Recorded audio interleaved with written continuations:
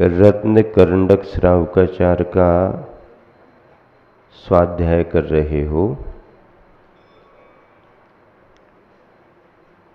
इस ग्रंथ में रत्नत्रय का वर्णन है और रत्नत्रय में सम्यक दर्शन की महिमा बतलाई जा रही है।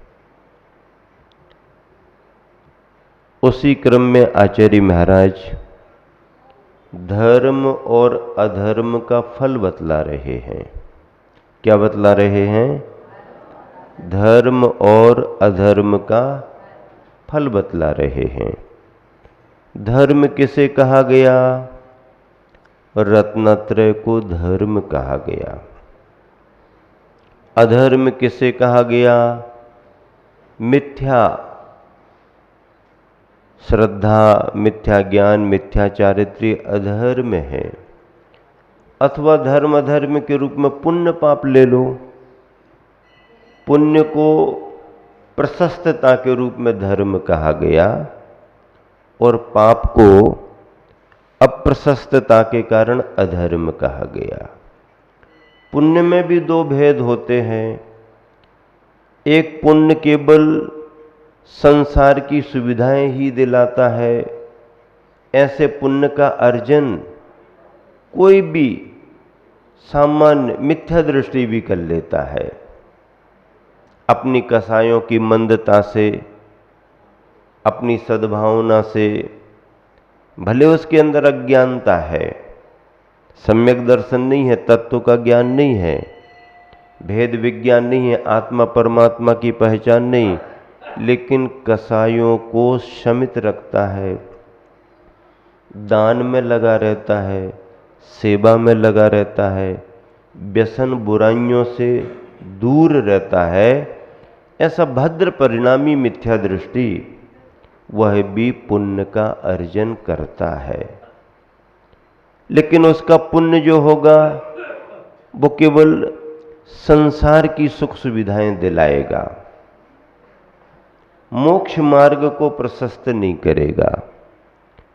लेकिन सम्यक दर्शन के भावों के साथ में जो दान देता है, पात्रों की पहचान करके, जो सेवा वृत्ति में पात्रों के संलग्न होता है, तीर्थ यात्रा करता है, स्वाध्याय करता है, अभिषेक पूजन करता है, अभक्ष्य से बचता है, कुलाचार का पालन करता है, ऐसा सम्यक दृष्टि अपने इन परिणामों से, इन कार्यों से पुण्य का अर्जन करता है। लेकिन किस तरह का पुण्य का अर्जन करता? सातिशय पुण्य का अर्जन करता है। सातिशय का मतलब है जो पुण्य संसार की सुख सुविधाएं तो दिलाएगा ही दिलाएगा, परमार्थ से मोक्ष मार्ग का रास्ता भी प्रशस्त करेगा, मुक्ति की ओर ले जाएगा, ये पुण्य सातिशय पुण्य कहलाता है। तो ऐसे पुण्य और पाप के फलों में, ये तो दो तरह के पुण्य के फल हो गए, लेकिन पाप का फल क्या है? पाप में दो भेद नहीं बनाना। पुण्य में दो भेद बनेंगे, लेकिन पाप में तो एक ही भेद है। और पाप का फल क्या है? दुर्गति, त्रियंच नरक की गतियां, ये पाप का फल मानी गई हैं।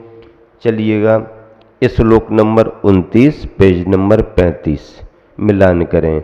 स्वापि देवोपि देवः स्वा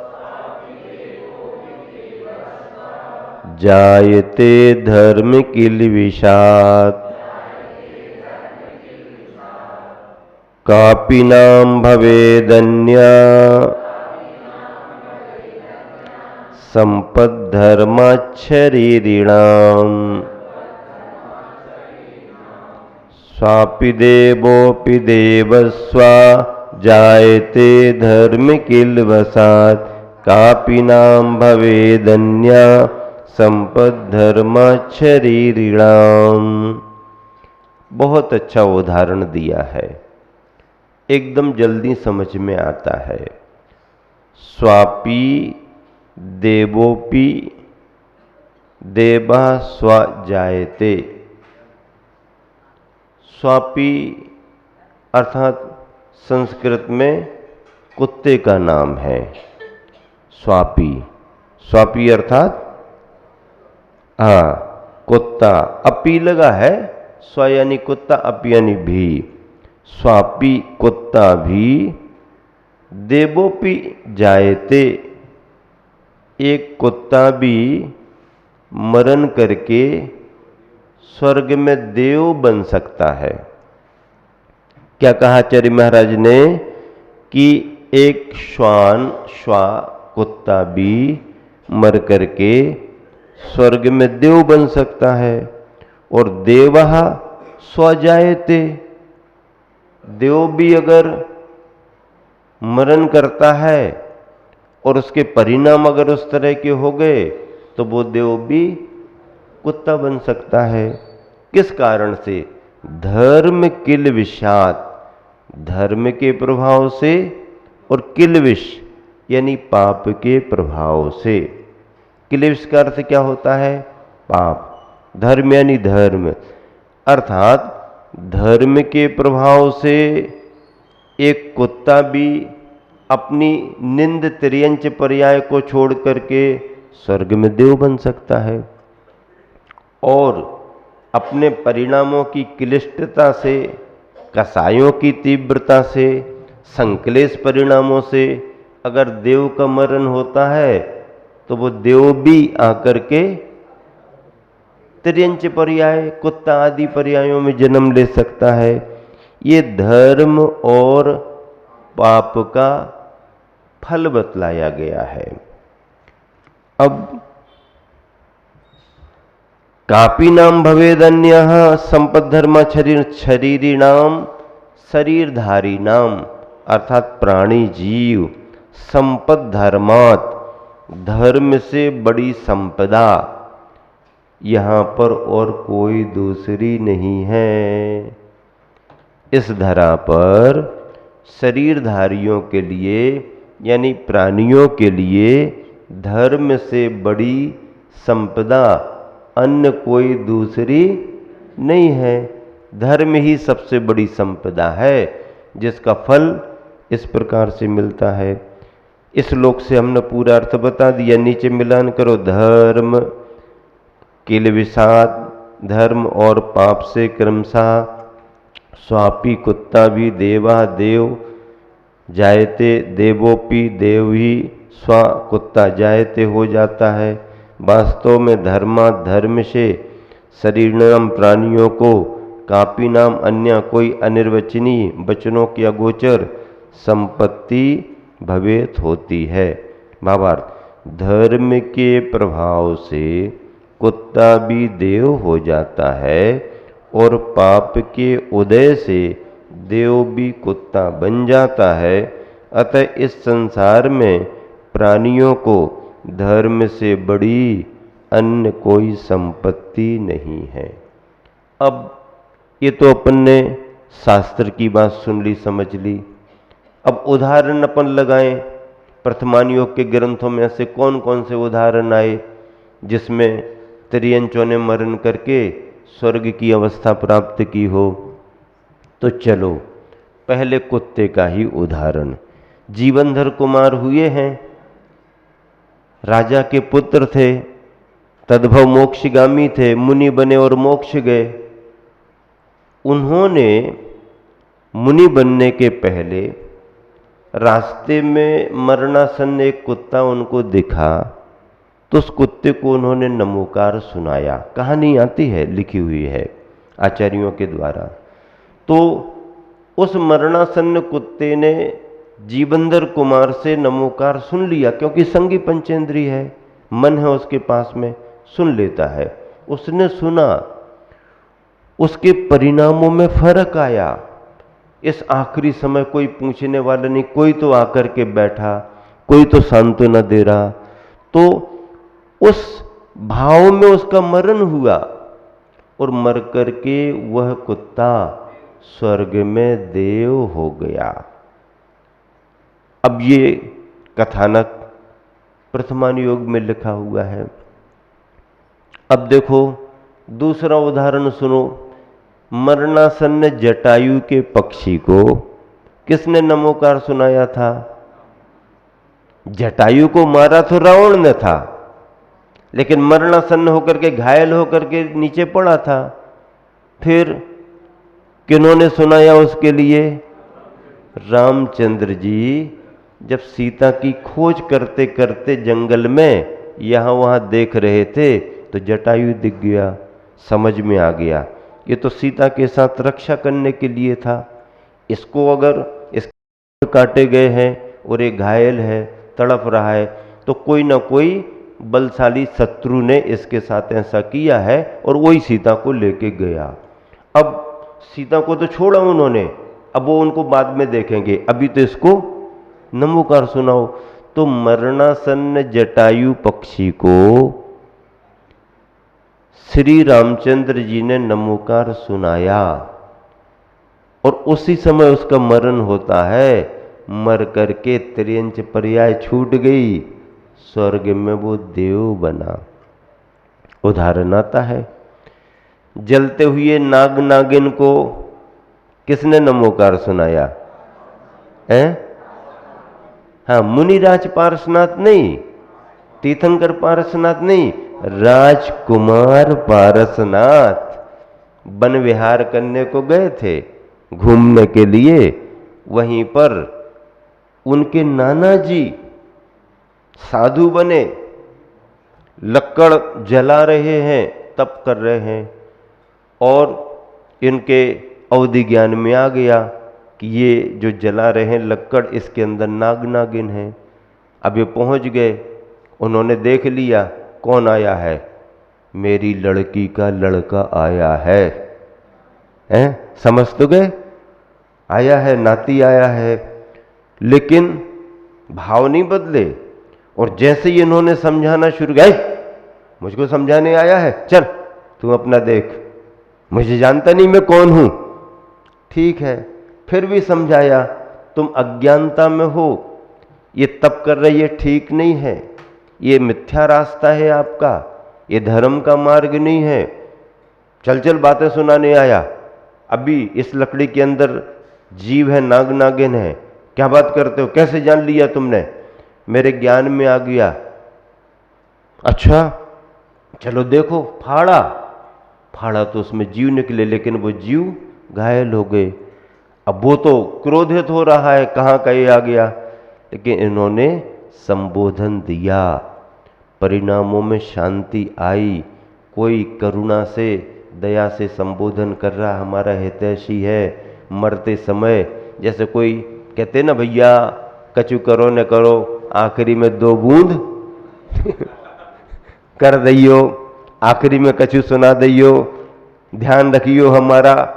तो ऐसा पार्श्व कुमार परिणामों में वो मर करके स्वर्ग चले गए, पर्याय से पार हो गए, छूट गई। मतलब ये प्रभाव प्रथमान योग के ग्रंथों में आया है। मेंढक पर हाथी का पैर पड़ गया, किसके हाथी का? राजा शरण्यक के हाथी का। मेंढक का मरण हो गया, कहाँ चला गया? शरण्यक बाद में पहुंच रहा है, समोसरण में पहले पहुंच गया। ये कहानियां हैं, इसी को यहां पर कहा जा रहा, कुत्ता प्रतीकात्मक लिखा गया है। त्रियंच पर्याय कोई भी ले लो, और एक सिद्धांत है धर्म का, शास्त्र का। प्रथमान योग की कहानी नहीं है। भवनत्रक के जीव, भवनवासी, व्यंतर और ज्योतिषी, इन तीनों भवनत्रकों के जीव क्या अगर अपनी कसायों की तीव्रता में संक्लेश के साथ मरण करें, भवनत्रक के जीव और वैमानिकों में पहले दूसरे स्वर्ग के जीव अगर संक्लेश के साथ मरण करें, तीव्र कसायों के साथ मरण करें, उनको भी तीव्र कसाय के निमित्त मिल सकते हैं। अगर अवधि ज्ञान से उनने देख लिया हमें कहाँ जाना है, क्या होना है, या और कहीं उनके परिणाम बिगड़ गए, मिथ्या तो है, सम्यक्त की भूमिका नहीं, तो वो भवनत्रक के जीव और पहले दूसरे स्वर्ग के जीव वहां से मरण करके एक केंद्रीय पेड़ पौधों में आकर के जन्म ले लेते, स्थावर बन जाते हैं। वनस्पति काय में आकर के जन्म ले लेते हैं, एक केंद्रियों में आके जन्म ले लेते हैं। कहाँ स्वर्ग के देव और कहाँ पेड़ पौधों में आकर के जन्म ले रहे। और दूसरी बात, 16 स्वर्गों में से 12वें स्वर्ग तक के देव अगर मिथ्यात्व के साथ, संकलेश के साथ, कसायों की तीव्रता में मरण कर रहे हैं, तो वह 12वें स्वर्ग तक के देव यहाँ आकर के पेड़ पौधों में तो नहीं जाएंगे, पर त्रियंचिकी पर्याय में जन्म ले लेते हैं। कहाँ 12वां स्वर्ग, और कहाँ वहाँ से निकल करके त्रियंचिकी पर्याय में। त्रियंच में गाय बन सकते, बैल बन सकते हैं, कुत्ता बन सकते, बिल्ली, बकरा आदि आदि, कोई भी त्रियंचिकी पर्याय में जा सकते हैं। स्वर्ग के देव देखो परिणामों का कैसा फर्क है। रामचंद्र जी के जीवन का एक संदर्भ और है। रामचंद्र जी अपने पूर्व भवों में पद्मरुचि नाम के सेठ थे। क्या थे? पद्मरुचि नाम के सेठ थे। और जब वो मंदिर दर्शन करने जा रहे थे तो एक बैल बरसात में कीचड़ में फंस गया, वो निकल ही नहीं पा रहा, मरने की स्थिति आ रही। उस समय इनके दया भाव बने और उसे संबोधित किया, नमोकार सुनाया। बैल मरण करके सुग्रीव बना और उसने अपने उपकारी का उपकार, फिर रामचंद्र जी जब बने थे पद्मरुचि सेठ और जब जंगल में परेशान थे तो सुग्रीव ने मित्रता के रूप में कितना बड़ा सहयोग किया था। तो अपन अगर किसी पर उपकार करते हैं तो वह जीव भी अपने लिए कभी न कभी सहयोग करता है। ऐसे ये इसलिए तो गौशालाएं खुलवाई जा रही हैं, इसलिए तो जीव दया का उपदेश है। जैन धर्म में तो अहिंसा जीव दया के बिना धर्म ही नहीं है, किसी भी रूप में धर्म नहीं है। चलिएगा दोहा पढ़े और आचार्य का पद्य अनुवाद पढ़ते हैं। पाप धर्म फल बस बने, देव श्वान स्वादेव, अन्न कौन संपद बड़ी, धर्म बिना नहीं छेव। छेव क्षेम कुशल, धर्म के बिना कुशल नहीं है। आचार्य का पद्य अनुवाद 29वें नंबर का है। निकालें आप सभी, मिलान करके सभी एक साथ पढ़ेंगे। 29वें नंबर का पेज नंबर 102। धर्म भाव वस स्वान स्वर्ग में देव बने, वह सुखित बने। पाप भाव बस देव स्वान हो, पशुगति में अदुखित घने। अतः धर्म के बिन जग जन को, अन्य कौन फिर संपद है। धर्म शरण हो मम जीवन हो, अक्षय सुख का आस्पद है। आचार्य ने दो कितना अच्छा पद्यानुवाद लिखा। धर्म भाव बस स्वान स्वर्ग में देव बने, सुखित बने। पाप भाव बस देव स्वान हो, पशुगति में दुखित घने। अतः धर्म के बिन जग में जन को, अन्न कौन फिर संपत्ति है। धर्म शरण हो मम जीवन हो, अक्षय सुख का आस्पद है। बहुत अच्छा पद्यानुवाद लिखा गया। आस्पद अगला श्लोक है, चलिएगा श्लोक का मिलान करें उच्चारण के लिए। भयासा स्नेह लोभाच कुदेवागम लिंगिनाम, प्रणामं विनयं चैव न कुर्यु शुद्ध दृष्टया। एक साथ मिलकर, भयासा स्नेह लोभाच कुदेवागम लिंगिनाम, प्रणामं विनयं चैव न कुर्यु शुद्ध दृष्टया। इस श्लोक में जो भाव बतलाया जा रहा है वो ये है कि सम्यक दृष्टि कैसी भी परिस्थिति क्यों न बन जाए, कुदेवादिक को नमस्कार नहीं करता है। सम्यक दर्शन बहुत बड़ी कसौटी है भैया। हाँ, मोम नहीं है कि जरा सी आंच आई और मोम पिघल जाए। कपूर की टिकिया नहीं है कि जरा सी धूप दिखी और उड़ जाए। सम्यक दर्शन ऐसा नहीं है। सम्यक दर्शन तो वज्र की तरह मजबूत है। हाँ, बहुत दृढ़ता रहती है अपने सिद्धांत के प्रति, बहुत दृढ़ता रहती है। वो किसी का अनादर नहीं करता। सम्यक दृष्टि किसी का भी अनादर नहीं करता, लेकिन आदर किसका करना है इसका बहुत विवेक रखता है। देखो, आदर किसका करना है ये हमारी स्वतंत्रता है क्या, और स्वतंत्रता का सबको अधिकार है। इसमें किसी को कोई बाध्यता नहीं है। आपकी मर्जी क्या है, आपका मन क्या बोल रहा है, आपकी श्रद्धा कैसी है। अपनी श्रद्धा में हर व्यक्ति स्वतंत्र है। यहां किसी को बाध्य नहीं किया जा सकता है, ऐसा ही करना पड़ेगा तुम्हें, ऐसा ही करना पड़ेगा, नहीं। वो राजतंत्र में चलता है। राजा ने जो मान लिया वही सबको मानना पड़ेगा, वो राजतंत्र में चलेगा। तो राजतंत्र के दुष्परिणाम हस्तिनापुर का उपसर्ग है, वो तो खत्म हो गया। अब लोकतंत्र है। राजा भी अगर कोई मान्यता रखता है और हमारे सिद्धांत से मेल नहीं खाता तो हम राजा के विरुद्ध भी आवाज उठा सकते हैं। भले हमारा काम बने या ना बने, लेकिन हम अपनी बात रखने को अधिकृत हैं। राजा अपना काम करे, हम अपना काम करेंगे। मतलब सभी को अपने अपने तरीके से जीने का, रहने का, अपनी भावनाओं का, अपनी व्यवस्थाओं का, अपने सिद्धांतों को सुरक्षित रखने का सबको अधिकार है। और जहां सबको अधिकार होता है वही तो लोकतंत्र माना जाता है।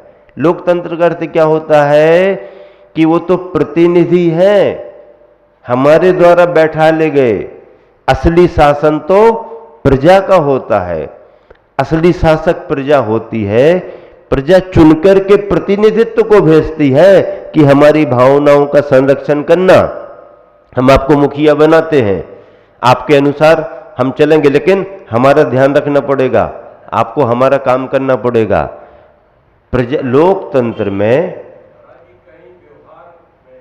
लोकतंत्र में प्रजा ही शासक मानी जाती है। वो बताते हैं अभी। लोकतंत्र में प्रजा ही शासक मानी जाती है। शासक तो प्रतिनिधि है प्रजा का, हमारे बीच में से ही तो गया, खानदानी पुश्तैनी थोड़ी है। जैसे राजतंत्र में क्या है, राजा का बेटा ही उत्तराधिकारी होगा, फिर उसका बेटा उत्तराधिकारी होगा, फिर उसका बेटा उत्तराधिकारी होगा, या आदि आदि। लेकिन लोकतंत्र में ऐसा नहीं है। लोकतंत्र में तो कोई भी आगे बढ़ सकता है। अब देखो, इसी की व्याख्या में आपके प्रश्न का उत्तर मिलेगा। तो क्या कहा जा रहा, शुद्ध निर्मल दृष्टिया सम्यक दृष्टि जीव। शुद्ध सम्यक दृष्टि जीव का मतलब है जो सम्यक दर्शन का निर्दोष पालन कर रहा है वह जीव भय, आशा, स्नेह, लोभात और लोभ से, भय के वशीभूत होकर, आशा के वशीभूत होकर, स्नेह के वशीभूत होकर और लोभ के वशीभूत होकर कुदेव, कुआगम, कुलिंगी नाम। कु लगा है वो सब में आएगा, कु देव में आएगा, कु आगम में आएगा, कुलिंगी। लिंगी यानी मुद्राधारी गुरु, आगम यानी शास्त्र, लिंगी नाम मुद्राधारी गुरु और देव, इन तीनों में कु लगा हुआ है, अर्थात मिथ्या मार्ग से जुड़ा हुआ। फिर क्या ना करे, प्रणामम विनयम, न कुर्युः, इन सब के लिए प्रणाम और विनय आदि ना करे। कौन ना करे? सम्यक दृष्टि, जो अपने को निर्दोष बनाना चाहता है। किसके वशीभूत होकर के आदमी करता है? ना करे, ये समझना। शुद्ध सम्यक दृष्टियों को चाहिए कि वे भय, आशा, स्नेह या लोभ के वशीभूत होकर कुदेव, कुशास्त्र, कुगुरु को प्रणाम और उनका आदर सत्कार ना करे। अब देखो, इसकी व्याख्या होगी।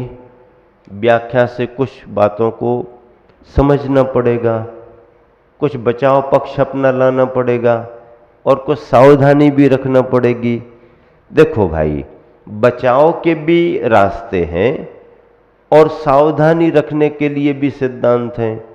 अगर हम स्वाध्याय ना करें, इन सब बातों को ना समझें, इन सब बातों को ना सीखें, तो फिर हम सब में मिक्स तो हैं ही, घुले मिले तो हैं ही, लेकिन तात्विक दृष्टि हमारी, हमारा स्वाध्याय, अगर हम सिद्धांतों को समझते हैं तो कुछ चीज़ों में अपना बचाव करना बहुत जरूरी है और बचाव होना भी चाहिए। अपन को अपनी निर्दोषता बनानी पड़ेगी। लेकिन कुछ ऐसा भी होता है कि ये जो धर्म है ये आत्मिक परिणामों का धर्म है और हमारे सिद्धांत से जुड़ा हुआ धर्म है, लेकिन कभी कभी समाज के नाम पर एक दूसरे के साथ उठने बैठने की स्थितियां बनती हैं, बनाना पड़ती हैं। चाहे बड़ा शहर हो चाहे छोटा गांव हो, सामाजिक समरसता बनाना पड़ती है और सामाजिक समरसता बनाने के लिए कुछ प्रतिनिधि होते हैं, पूरी समाज नहीं होती है। क्या? कुछ प्रतिनिधि होते हैं, पूरी समाज नहीं होती है। प्रतिनिधि अगर अपने विवेक पूर्वक अपनी भावनाओं को सुरक्षित रखते हुए सामाजिक समरसता के नाम पर थोड़ा बहुत उठना बैठना या व्यवहारिकता निभाते हैं, तो वो उस तरह से समाज धर्म को निभाने वाले माने जाते हैं। सर्वथा उन्हें आज के समय में गलत नहीं कहा जा सकता है, लेकिन व्यवहारिकता की एक सीमा होती है, व्यवहारिकता की एक भूमिका होती है। औपचारिकता केवल थोड़े समय को निभाई जाती है, लेकिन इस औपचारिकता और व्यवहारिकता के नाम पर अगर बहुत ज़्यादा इन्वॉल्व हुए, मुखिया ही बन गए और हम ही सर्वे सर्वा बन के जजमान बन के बैठ गए जजमान बन के बैठ गए, तो फिर आपको दोष लगेगा और इस बात को आपको स्वीकार करना पड़ेगा। लेकिन रास्ते का धर्म, समाज का धर्म, आपका संग आया, पूरे गांव ने अभिवादन किया, अगर कोई दूसरा अवसर आता है और प्रतिनिधि के नाम पर आपको सूचना आती है, तो समाज के मुखिया का, प्रतिनिधि का कर्तव्य बनता है कि वो उनकी भावनाओं को समझ करके अपनी औपचारिकता से उपस्थिति दर्ज कराए, तभी समाज में समरसता बनती है। अन्यथा फिर विद्वेष भाव, विकल्प, विवाद आदि, इन सब से बचने का उपाय ये समाज धर्म है, ये आत्म धर्म नहीं है। इतना अंतर मान करके चलना, समाज का धर्म अलग है और आत्म धर्म अलग है। तो औपचारिकताओं में प्रतिनिधि करते हैं, सभी के करने का काम नहीं है, और प्रतिनिधि होने पर समाज की वो बात मान ली जाती है, बात खत्म। आपके प्रश्न का समाधान मिल गया, ठीक है, बचाव हो गया। महाराज जी ने थोड़ा सा रास्ता दे दिया, पहले तो कस करके बात कर दी, लेकिन अब धीरे से कह दिया। लेकिन उसमें आपको अपनी भूमिका ध्यान रखना पड़ेगा, कितनी भूमिका होना चाहिए, किस रूप में होना चाहिए। चलो, तो अब देखिए, भय के कारण, आशा के कारण, स्नेह के कारण और लोभ के कारण। भय का मतलब क्या है? अपने से बड़े अधिकारी का डर लगता है, अपने से बड़े जनप्रतिनिधि का डर लगता है, मंत्री मिनिस्टर का डर लगता है, कलेक्टर का डर लगता है। भैया अगर इनके हिसाब से नहीं चले, तुझे कहीं उलझा ना दें, कहीं फंसा ना दें, तो भैया चलो करने की इच्छा तो नहीं है, लेकिन अब डर तो इनका लग रहा है ना, तो डर के बसीभूत होकर के, क्यों? क्योंकि व्यापार में अड़ंगा डाल दे, कोई और किसी भी तरीके का आदि आदि कुछ भी चार्ज लगा दे, तो ऐसा डर रहता है, किसी भी तरह का डर मन में आ जाता है। तो ऐसे राजा आदि या अधिकारियों आदि से उत्पन्न होने वाले आतंक, मन में जिसमें अपने हलचल आ जाए, आतंक सा आ जाए, उसको भय कहते हैं। अच्छा, आशा किसे कहते हैं? भविष्य में धनाधिक प्राप्ति की वांछा, भविष्य में हमें कुछ ऐसा मिले आदि आदि, ये हमारा हो जाओ, इसको आशा। आशा भविष्य की ओर ले जाती है, ठीक है ना। हाँ, गिफ्ट किस लिए दिया जाता है?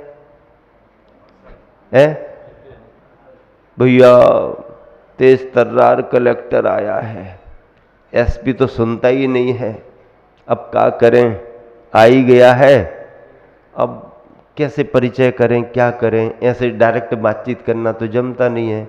होली दिवाली सभी लोग जाएंगे, अपन भी कुछ डब्बे में लेके चलो। अब ये जो लेकर के जा रहा है, उसमें उसका कोई ना कोई भाव है, स्वार्थ है, ग्रस्त है, रहना है उसको, अपना काम करना है, अधिकारी है, अधिकृत है, कहीं भी कुछ भी करेगा।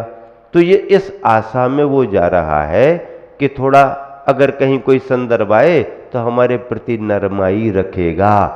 हाँ, मिले थे ना साहब, आपसे मिले थे ना उस समय? हाँ, मिले थे, हमने कुछ दिया था ना, आपको याद है? नहीं मुझे नहीं चाहिए, मान लो वो कह देता नहीं क्यों लेकर के आए, हमारे को कोई जरूरत नहीं, ऐसा क्या भी देता है, लेना चाहता है, लेकिन क्या तो रुतवा दिखाता ना, नहीं क्यों लेकर के, क्या जरूरत? नहीं साहब, आपको नहीं, बच्चों के लिए थोड़ा सा रहता है ना, आपके लिए तो कोई जरूरत ही नहीं है, ऐसा करके देता है।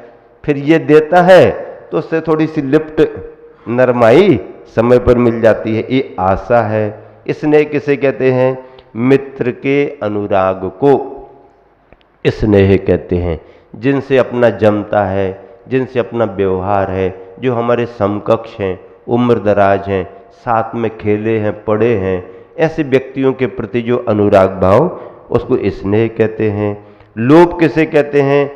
वर्तमान काल में धन प्राप्ति आदि की जो आसक्ति होती है, वर्तमान काल में अपना काम बनाने का जो विशेष भाव रहता कुछ पाने के लिए, उसको लोभ कहा जाता है।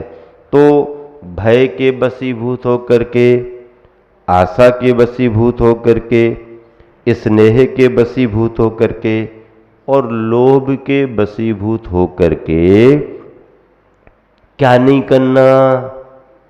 अगर हमारे सिद्धांतों से मेल नहीं खाता है तो स्वरूप कुछ भी हो, दुनिया कुछ भी कर रही हो, लेकिन हम प्रणाम और विनय से दूर रहेंगे।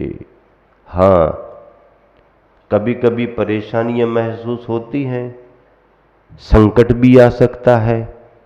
आज का समय तो थोड़ा स्वतंत्रता का है, लेकिन जब कभी बंधनों का समय रहता था, हाँ, तो बड़ी मुश्किल हो जाती थी। एक प्रथमानुयोग पद्म पुराण में कथानक आता है, राजा वज्रकर्ण था और बड़े राजा के प्रति आदर भाव तो रखता था, लेकिन वो राजा ज़्यादा मान सम्मान चाहता था और उतना धर्मज्ञ राजा नहीं था।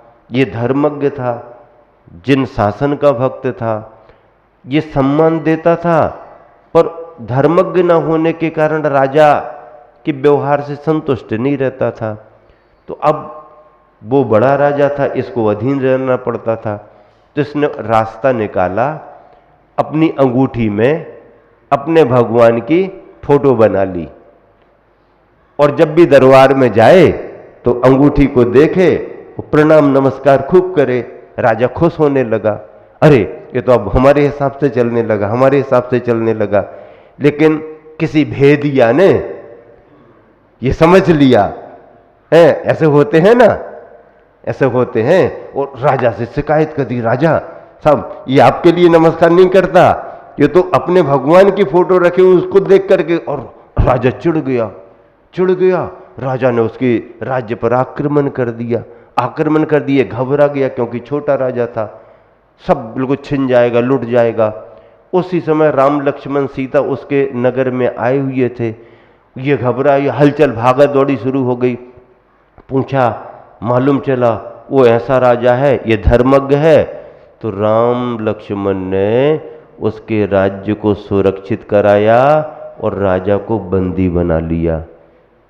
राजा ने पूछा कि क्या ऐसा वैसा, तो कहा सारी बात बताई और धर्म का पालन तुम भी करो। तो फिर रामचंद्र जी के कहने से उसको भी समझ में आया, वो भी धर्म का पालन करने लगा, इस राजा को भी छोड़ दिया गया। तो ऐसा होता है। तो मतलब ये है, अब चाहता तो डर करके कुछ भी करता, लेकिन उसके पुण्य ने उसकी रक्षा कर दी। तो अगर कुछ थोड़ी परेशानी आ भी जाए तो आ जाए, लेकिन धर्म से समझौता नहीं करना, सिद्धांतों से समझौता नहीं करना। अपन जरा जरा में विचलित हो जाते, घबरा जाते हैं, स्वास्थ्य के नाम पर यहाँ वहाँ जाने लगते हैं, परेशानी के नाम पर यहाँ वहाँ जाने लगते हैं। जिसने कहा अरे हम वहाँ गए थे हमारा हो गया, तुम भी जाओ, भागा दौड़ी करने लगते, कुछ नहीं मिलता है।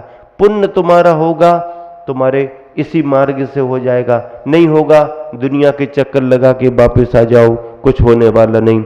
दोहा पढ़ो, नेह लोभ भय आस से सुचि दृढ़ श्रद्धावान, नमन विनय करता नहीं को गुरुदेव को ज्ञान।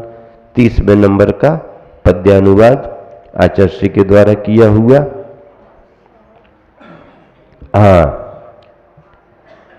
आशा भय के स्नेह लोभ के बसीभूत सुख खो करके, को गुरुदेव आगम न पूजे नहीं विनय बुध हो करके।